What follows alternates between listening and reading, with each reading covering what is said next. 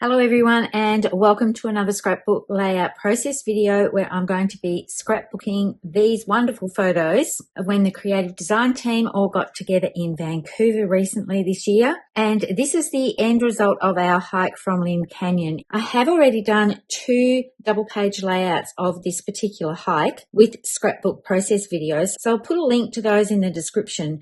This is the last part of the hike. This is when we finally got to the suspension bridge, and I wanted to print a couple of my photos quite large at 5x7, and I ended up with 7 photos in all. So to help me plan this, I'm bringing in the creative design team's 12x12 volume 2 sketchbook, and when I was flipping through this, I looked for a layout that would accommodate 7 photos. And I like the fact that there were strips here. There is a cutting guide down here with all the measurements for everything. But I was specifically looking for one with 7 photos. I have changed it just a little bit, and I wanted a 5x7 photo, and I decided to make this one on this side 5x7 as well. And my 6x4 photos here, I have printed as a collage as 2 3x4 photos. So these are going to fit in these 6x4 photo spots. And I love how sketches are adaptable to suit your needs and your photos. I didn't have a lot of landscape photos for this. They were mainly portrait photos. So being able to print these as a collage, I do print these at home.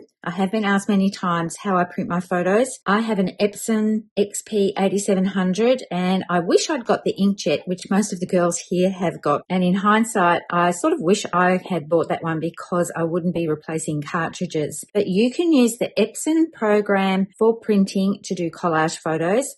You can use PicFrame, which is an app that you can download. There is a small monthly fee or a subscription fee, or I think you can buy it outright, but you need to pay that fee, otherwise you get a little watermark on the bottom. I still use a program that came out way back in Creative Memories Day and then has evolved from Memory Manager into Historian, so I use that to upload all my photos into, but I actually design these collage prints in Artisan, which is another program that started off with Creative Memories a long time ago and then evolved into what's known as Artisan. So I do 6x4 projects, and I can drop 2 photos in there very easily and make a collage on a 6x4 project for 6x4 prints. And then I can just save them out and send them off to my printer for printing. So I'm just going to put these aside for the moment and talk about the paper that I'm going to use. I went to pull out some Country Woods paper, and I've pretty much used all of it up. So I decided I would delve into the Woodgrain specialty paper.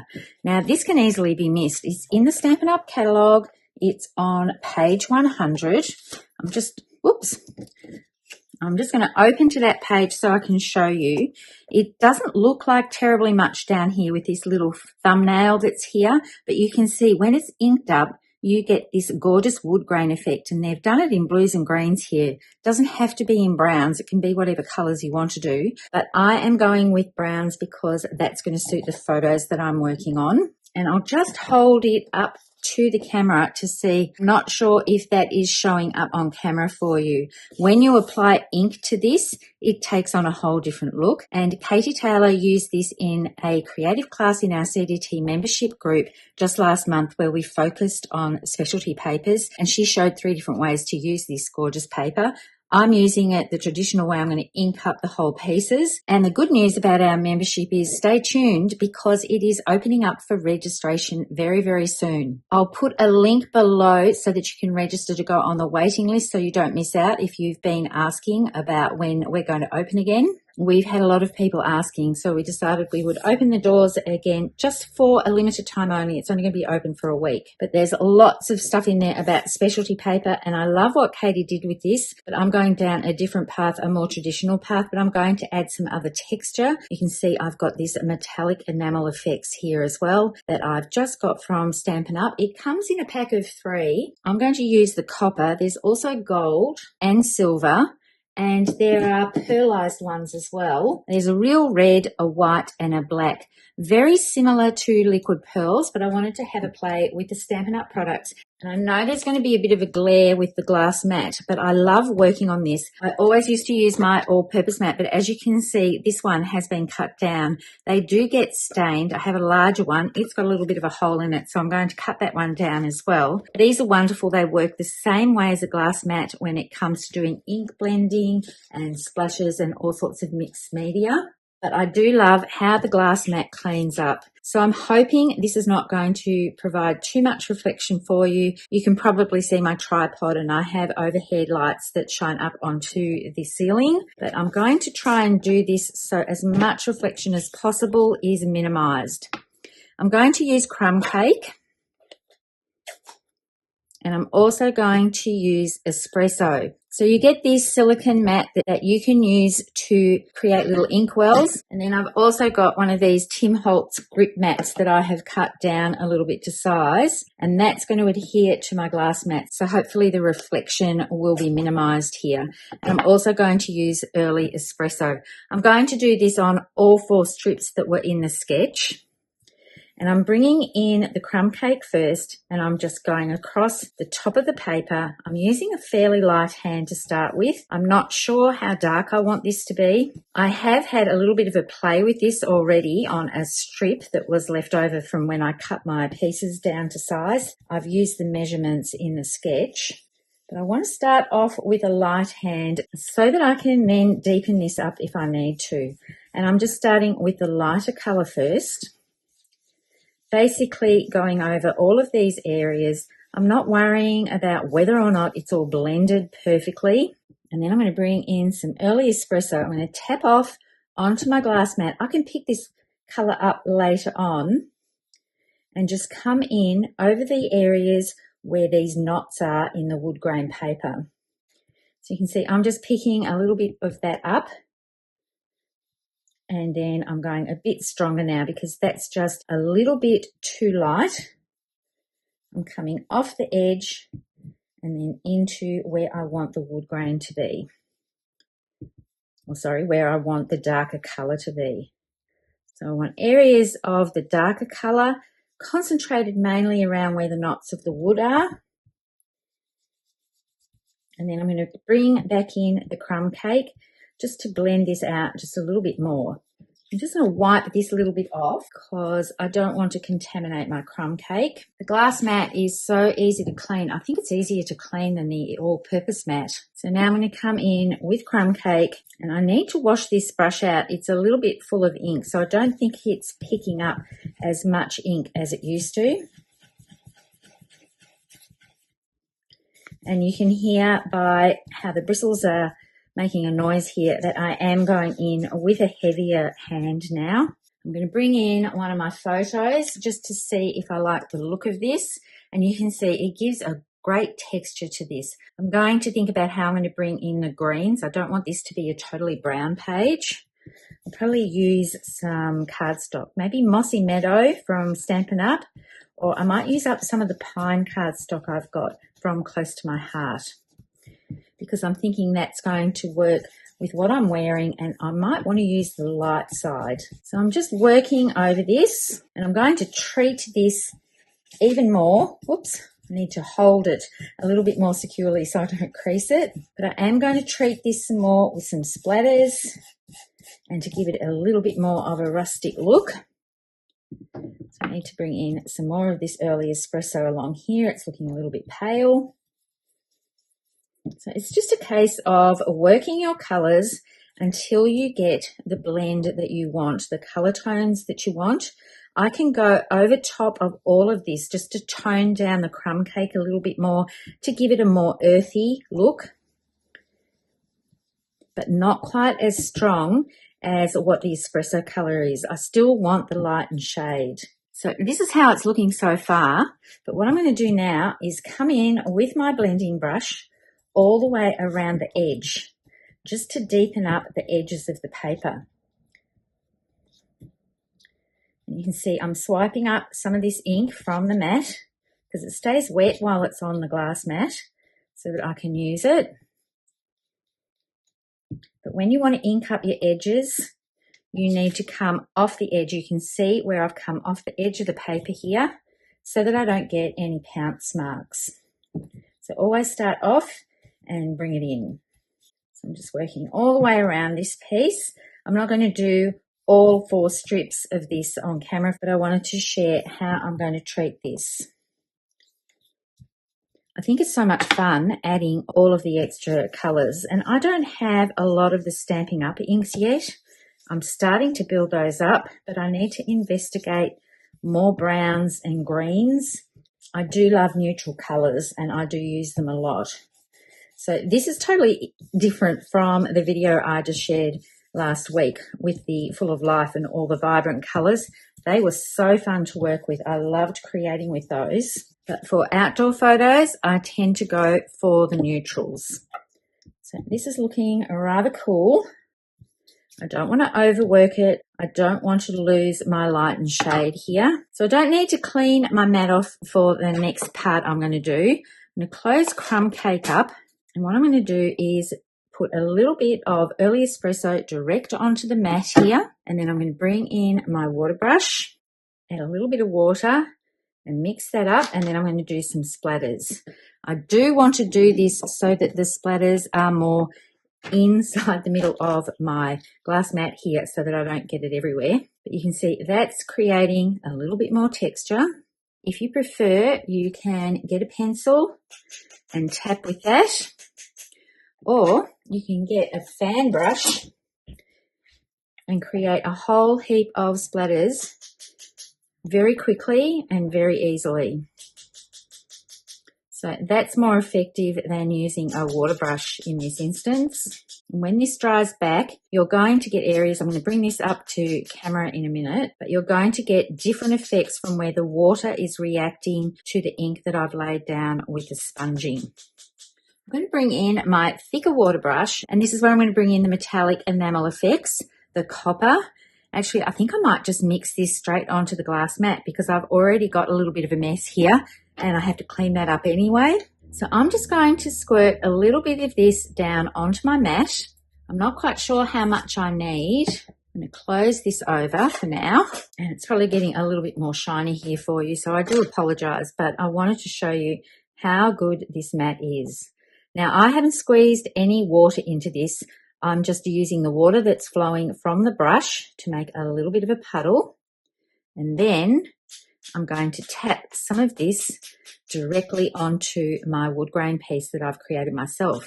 So making your own wood textured paper is a lot of fun. Or if you just want texture on the page, you can leave it untreated and use it just like this, because you can see the wood grain effects when you're holding it in person. Maybe not so much with the camera. I'm just squeezing that out. I'm just going to swirl that around in my water jar just to clean it off. And I have used one with a fairly large tip on here. You can use a paintbrush if you want, but you would have to add water. I wanted to control it a little bit. I didn't want to dilute it too much before I started using it. I'm going to hold this up to the camera.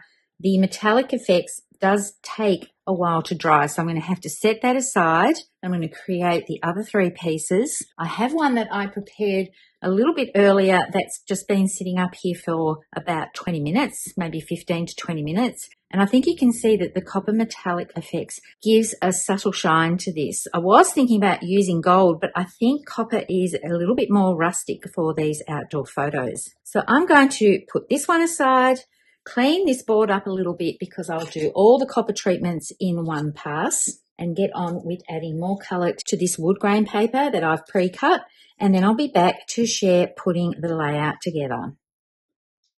I've done a rough dry fit with these pieces that are all dry now. I think the shimmer and shine is picking up on camera from this metallic enamel effects copper colour. It's just so gorgeous, and I thought it added quite a bit of fun to the layout.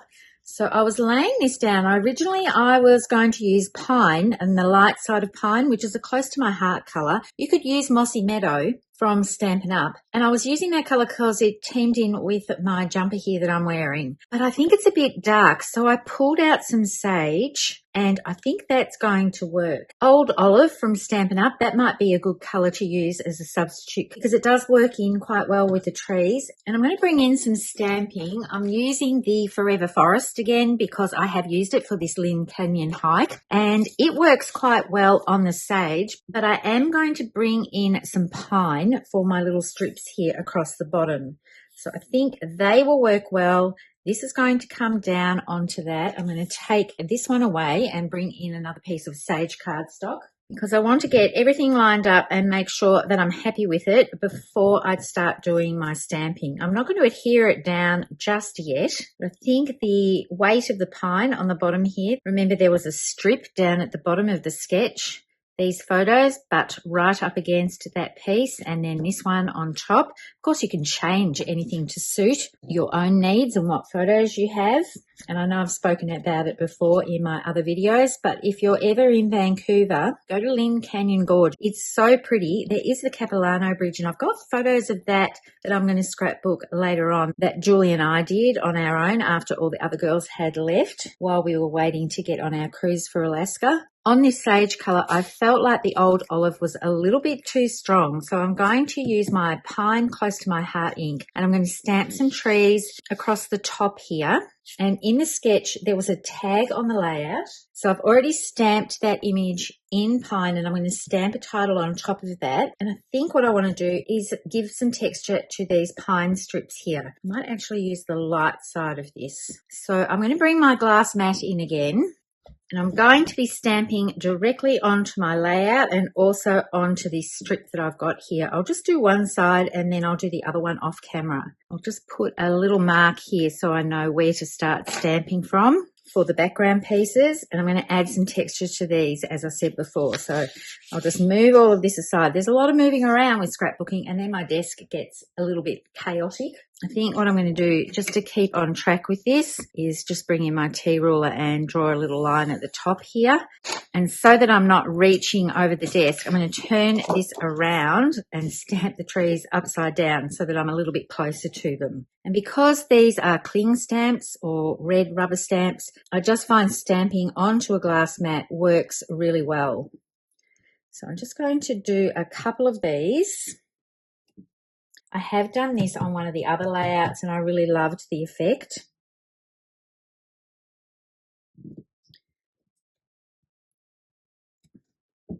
And it doesn't matter that these are a little bit textured.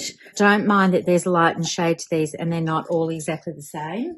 So I've got my piece of pine here. I'm using the light side. And in the Forever Forest set, there is a splatter here. So that is going to create some great texture along these strips. And this is a little hill that you can put in amongst the trees as well. So they're not floating if you want to do that. But I'm just going to use the texture stamp. And you can see I play a lot off camera with a lot of the colours and everything. So for the espresso, I'm just going to stamp along. I can't see through my cling stamp, but it doesn't really matter if some overlap. And this stamps up beautifully. Now I'm doing this direct onto my glass mat because I know that I can wipe this up. While I've got this out, I'm going to quickly do the other piece. It really doesn't take long to add fine little details. I'm rotating this a little bit just in case the pattern looks too much the same, but I don't think it really matters in the case of this set. And that's rather cool. And then I'm going to do the same thing on my tag and put the espresso along the bottom edge of these trees here. So quite like how that looks on my tag. And then my title is going to be stamped in espresso with an old Close to My Heart set called Modern Typewriter, because I thought I would put on here Worth Every Step, and I needed a small one to fit all of that on. And I can clean up my stamps, and you can see that was quite messy with the ink, but they clean up absolutely beautifully. And I also need to clean up my mat here. I did this with all the inking that I did before on the wood grain pieces. It was basically all covered in brown, but you can see that This glass mat cleans up beautifully. I found over time my all-purpose mat got a lot of stains on it, and I love how this cleans up so well. I'm sorry for all the glare, but I'm going to keep working on that and do the extra little bits of stamping for these. And I'm going to stamp some more of these images so that I can die cut them out and place them as further embellishments. So here I am with my almost finished layout. I did do some stamping off camera, and I stamped some of these trees from the Forever Forest onto sage cardstock, and I've tucked them in and around here. I've die cut them out. This one here is a standalone tree. And then I've got the set of 3 up here, but then I stamped a couple of these and I cut them apart so I would have varying heights of them to put in these little nooks and crannies around here. You can see I've got my title stamped onto this tag. I did it with espresso, and I showed you the stamp set earlier, but there is another little treatment that I did to this tag. Underneath every word is a double dashed line, and I've brought out embroidered borders that has a single stitch line, and I've just double stamped that, stamping off first in espresso ink, or I should say early espresso, because that's the Stampin' Up colour that I used. And then I've inked around the edges of the tag and just put some twine on here. And I've also inked around the edges of all of the trees here with the same early espresso, and around the outside edges of the layout. I just felt like it needed a little bit more depth. And then I've got another tag that I've created here. I'm using this Greetings of the Season. You might be getting sick of seeing me use it, but I just love the tags in here. It's got a gorgeous large tag that I'm going to put my journaling on. It's the same one that I've used over here. So that's going to tuck in here, and I'm not sure if I'm going to handwrite it or type it up. So I'm just leaving that for the moment. And I do love how the copper shows through on this, but I want to add a few more copper things to it. And this is the last thing I'm going to do to this layout, because I do need to set it aside to dry. So I'm just going to have a little practice. It comes out a little bit faster than liquid pearls, but I have done some experiments with it and they do flatten out quite nicely. And I think they're going to create the perfect dots around my layout. So wherever I've got a cluster of trees, I'm just going to put a couple of these. And if you get a long string, just go straight up rather than going off to the side.